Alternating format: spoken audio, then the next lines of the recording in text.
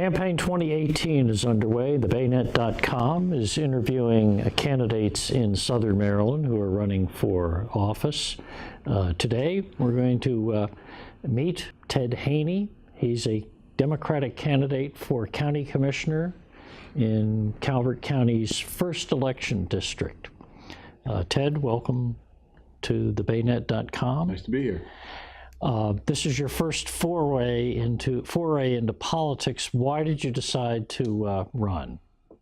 That's a good question because I get asked that quite a bit. So I'm, lifelong educator and still working full-time actually at the moment for Towson University. So I was involved in Solomon's Civic Association, being a resident and just kind of stepping forward and trying to make a contribution to the community, and was actually approached by several citizens to consider the idea of running for county commissioner. And so I considered it, and after long thought and some serious discussions with my spouse, decided to do that. Had a grandfather. My grandfather actually represented Calvert County back in the 60s as a delegate. So I've always had it kind of in the back of my mind, had that experience with politics at a very early age. So it was kind of something I've always thought about, but never really had an opportunity to seriously consider it. So I decided to give it a shot. Mm-hmm. What are some of the issues that you think are driving people to say we need some fresh blood in there?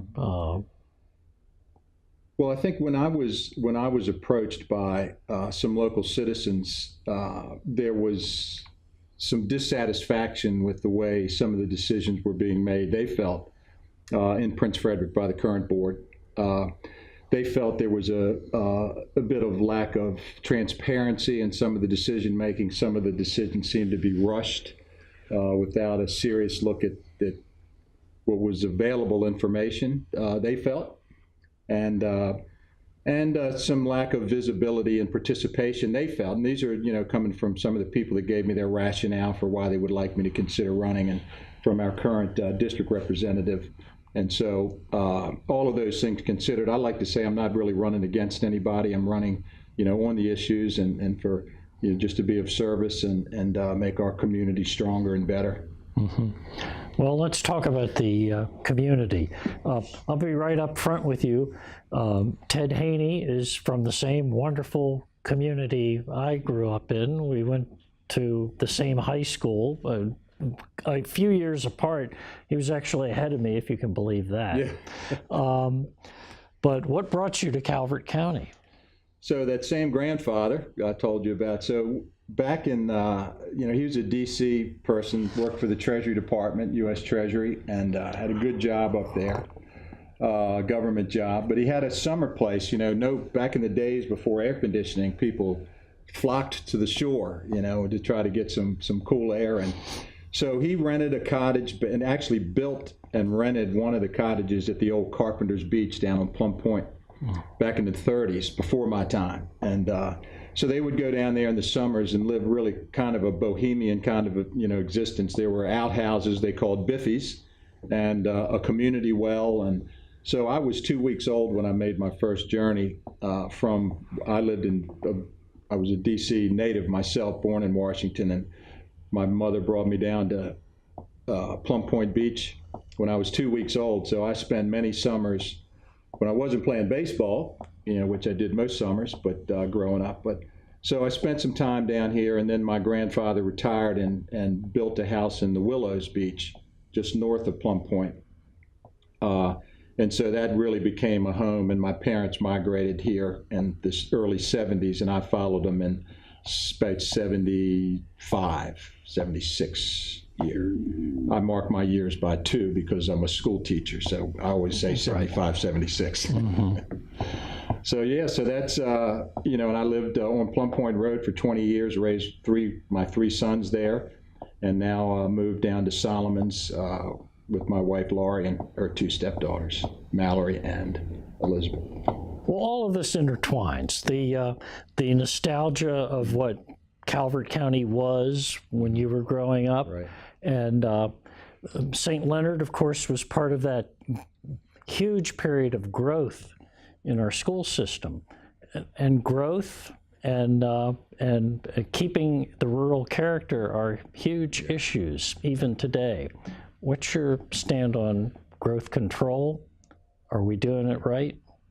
Well, I think that so far so good, I believe. I think we're stretched, but I was here when in the 80s when we built a school a year for several years and opened, we opened 3, I believe, when St. Leonard, I know St. Leonard and Patuxent High School opened, at the same time. And so, that influx of new citizens really stretched us, very thin. I will say this, I say in a lot of my literature that I write is that I've researched, taught, and practiced leadership. That's what I do now. I work in leadership education for Towson, and there are a lot of parallels.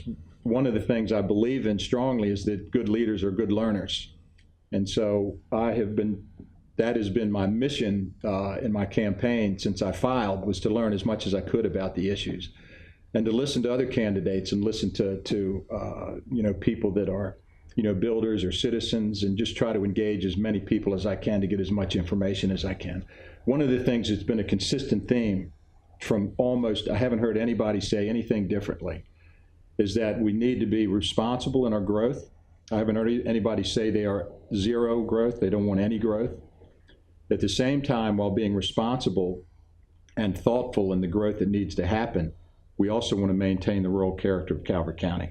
So everybody says the same thing, and everybody wants the same thing. So we want to approach growth in a reasonable, rational, manner, but we still want to maintain, the culture and climate of the place that most of us came here, to be able to enjoy. So, a big issue related to that, of course, is the revision of the new comprehensive plan. And so that's, kind of another topic, but certainly very much connected to the idea of how much growth is reasonable, that's supported by the current infrastructure that we have in the county. Okay, do you think we need retail growth? I think that I would not say no to anything, as far as, what's reasonable and rational as far as what our community needs. I do think it needs to be studied, and I don't think that right now, to this point in time today, that we've been able to get all of the information that we can get, that is available to us, to be able to make a good decision about what additional retail growth do we need. But not just what retail growth do we need, but what will be the impact on the infrastructure of the county of any growth that we have. So there hasn't yet to this point been enough gathering of data and of information that's available to us, or information that's not available to us that we need to get to be able to make a really good decision about, retail growth, residential growth as well. Okay. The county's coffers are a little weightier now that Dominion has put their liquefaction unit online, and with this surplus, are we budgeting this money correctly? That for a person that's a candidate and a lay person, as far as that goes right now, that's something that I need to study. I will say this, that I can't, for instance, the 5 commissioners, increased taxes in the last, in their last term. And someone asked me, do you think that was a good idea? Well, I don't have all the information that they had in front of them at the table, at the time. So I can't say, I'm not going to be a politician in that sense and say that it was wrong for them to raise taxes, because I don't have the information that led them to make that decision at that point in time. So my approach to the budget process will be this, that your budget reflects your belief system. And so I think that I want to work in a very bipartisan and consensus building, fashion, to work with whomever is on the board to develop what are our greatest areas of need in this community and what do we believe in the most. And once we've come to those conclusions, then we can make decisions about where those funds, including the tax bill from Dominion and Exelon and so forth, where that money should actually most appropriately go. Okay. His name is Ted Haynie. He's a Democratic candidate for County Commissioner. Ted, we thank you for stopping in and speaking with us today. And good luck on the campaign trail. Marty. Again, the Baynet.com urges all of our readers and viewers to get out and vote on primary election day. Please don't give the primary a pass this year. It's crucial. So many crucial races are going to be decided in the primary. There's early voting, and then, of course, on June 26th, there's the conventional day to go to the polls.